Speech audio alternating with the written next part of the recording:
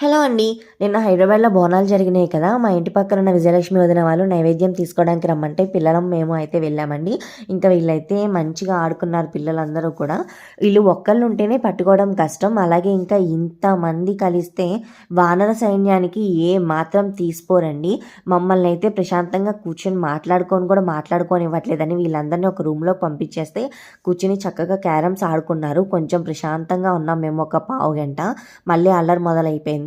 ఇంకా నైవేద్యం ఇచ్చారండి. అన్నం పరవన్నం, అలాగే చక్కెర పొంగలి.